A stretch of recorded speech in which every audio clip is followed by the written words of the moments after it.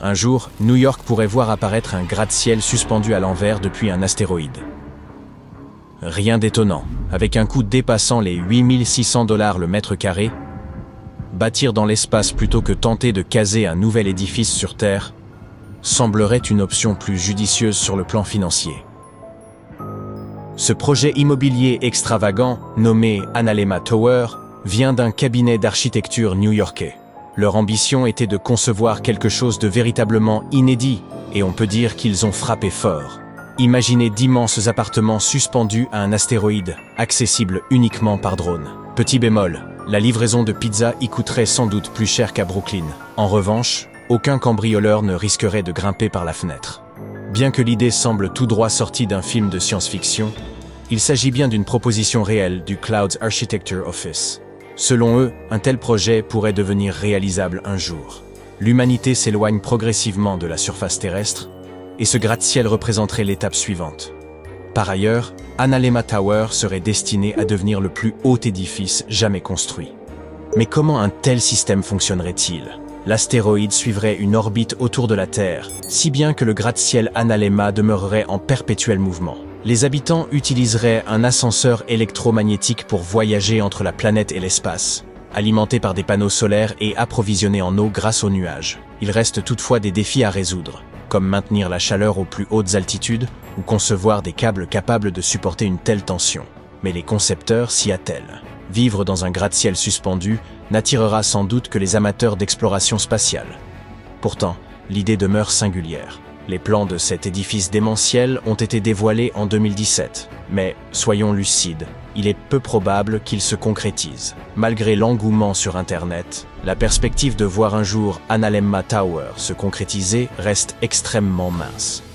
Même si ce projet de gratte-ciel ne verra sans doute jamais le jour, d'autres formes d'habitat spatial devraient voir le jour. Après plus d'un demi-siècle depuis les premiers pas sur la Lune, la NASA prévoit désormais d'y édifier de véritables maisons. Avec plus de 70 millions de $ investis par la NASA et l'US Air Force, l'agence s'allie à l'entreprise Icon pour concevoir des habitations futuristes d'ici 2040. Les architectes planchent sur des modèles produits grâce à l'impression 3D, certains évoquant des maisons en forme d'ananas regorgeant de dispositifs high-tech. Sans doute un clin d'œil aux fans de Bob l'éponge. La NASA envisage même d'expédier une imprimante 3D sur la Lune afin de bâtir ces structures, couche après couche, à l'aide d'un béton lunaire composé de poussière, de minéraux et de fragments de roches. Les représentants de l'agence spatiale se montrent confiants. Avec la technologie et les équipes adéquates, le projet pourrait aboutir. Baptisé Project Olympus, il vise à permettre des séjours lunaires plus longs, et sa construction pourrait débuter d'ici une vingtaine d'années. Bien d'autres projets audacieux attendent d'être concrétisés dans l'avenir. Imaginez des colonies minières lunaires, des hôtels de prestige flottant dans l'espace, ou encore des athlètes pratiquant leur sport au milieu des étoiles. Certains vont jusqu'à prédire que l'humanité cultivera des grains de café rares et tendance dans l'espace. Envoyer des personnes et du matériel dans l'espace est devenu plus abordable ces dernières années, et les coûts y pourraient encore baisser. Aujourd'hui, il faut débourser plusieurs milliers de dollars pour expédier quelques kilos en orbite, mais d'ici 2040, ce montant pourrait se réduire à quelques dizaines de dollars seulement. L'argent ne constituerait alors plus le principal frein au développement économique spatial. Souvenez-vous de la ruée vers l'or du 19e siècle. Une nouvelle ruée, celle du 21e, se profile, centrée sur l'exploitation des astéroïdes et de la Lune. Et elle pourrait débuter d'ici 10 ans. Cette expansion nécessitera toute une gamme de services, comme le transport ou la maintenance orbitale. Et pourquoi s'en tenir là ? Établissons aussi des usines dans l'espace. Après tout, là-haut, nul besoin de craindre la pollution atmosphérique. Pour accomplir tout ce travail, il faudra disposer d'une source d'énergie considérable. C'est là qu'interviennent les fermes solaires orbitales. Les États-Unis et quelques autres nations explorent déjà les moyens de produire de l'énergie propre dans l'espace afin de la renvoyer sur Terre grâce à des faisceaux de micro-ondes ou de lasers. Mais il ne faut pas négliger l'aspect humain. Entre l'extraction minière, la construction d'usines et même le tourisme spatial, aussi insensé que cela paraisse en 2025, il faudra davantage de monde prêt à séjourner longtemps là-haut. Les hôtels spatiaux pourraient ainsi devenir une réalité d'ici quelques décennies. Mais avant de réserver une chambre dans un hôtel spatial, encore faut-il pouvoir s'y rendre, n'est-ce pas? Certes, il n'existe pas encore de vaisseaux spatiaux disponibles à la manière d'un Uber. Mais nous ne sommes qu'en 2025. Concernant le transport spatial, certains scientifiques estiment que ce sera bientôt d'une facilité déconcertante. L'impression 3D, véritable prouesse futuriste, ouvre des perspectives infinies. On parvient déjà à imprimer des composants électroniques flexibles pour téléphones portables, plus légers, moins coûteux et simples à produire.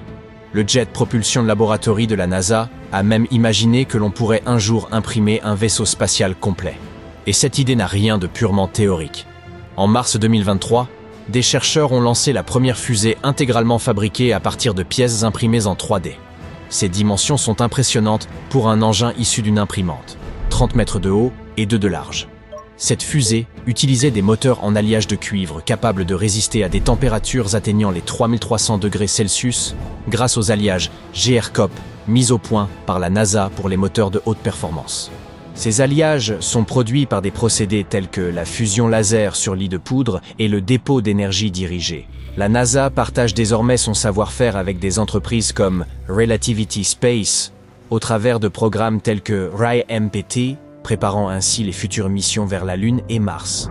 Imaginez un futur lointain où vous pourriez emporter une imprimante avec vous et concevoir des sondes ou des engins à la demande, où que vous soyez. Et peut-être assisterons-nous à des tournages de films dans l'espace ou à des sports extrêmes en orbite. L'agriculture spatiale pourrait aussi devenir essentielle, non seulement pour soutenir les colonies minières et les complexes industriels lunaires, mais aussi pour produire des biens uniques, comme ce café cultivé dans l'espace, destiné à être vendu sur Terre. Bien sûr, le coût et la sécurité demeurent des enjeux majeurs lorsqu'il s'agit de voyages spatiaux. Ils doivent être fiables et exempts de risques excessifs. À cela s'ajoutent les questions juridiques et réglementaires qu'il faudra clarifier. Tout cela reste pour l'instant du domaine de la spéculation. Il s'agit avant tout de comprendre comment concrétiser ces ambitions. C'est ici qu'intervient Lockheed Martin, géant de l'aéronautique, résolument tourné vers l'avenir des missions spatiales. L'entreprise explore des technologies de pointe comme l'intelligence artificielle, le calcul quantique et l'énergie nucléaire. Dans le cadre de leur projet Destination Space 2050, les esprits les plus brillants de Lockheed Martin imaginent comment l'IA pourrait assister les équipages dans des situations complexes où les communications conventionnelles seraient inopérantes. Par exemple, elle pourrait guider la navigation à travers des zones totalement inexplorées, là où même un GPS se perdrait aussitôt. L'IA ne se limite pas au divertissement. Cette technologie peut aussi traiter les données issues d'innombrables satellites, en analysant d'immenses volumes d'informations qu'un être humain mettrait des années à traiter. Grâce à elle, les perspectives de l'exploration spatiale semblent illimitées. Lockheed Martin explore également le potentiel de l'informatique quantique et de l'énergie nucléaire. Imaginez des algorithmes quantiques à l'œuvre dans l'espace, rendant les systèmes plus rapides et plus efficaces. Depuis quelque temps, l'entreprise expérimente des technologies capables d'accélérer le traitement des données, tout en stockant davantage par photon. Ainsi, ces satellites pourraient recueillir et analyser plus d'informations à des vitesses accrues, tout en consommant moins d'énergie. Les opportunités commerciales liées à la Lune s'annoncent tout aussi vastes. D'ici 2050, les allers-retours réguliers entre la Terre et notre satellite pourraient devenir monnaie courante, acheminant passagers et marchandises sans difficulté. Mais pour transformer ces ambitions en réalité, il faudra ériger une nouvelle infrastructure technologique dans l'espace. Avec sa vision Space 2050, Lockheed Martin vise littéralement la Lune. L'échéance est lointaine et il reste encore bien des étapes à franchir.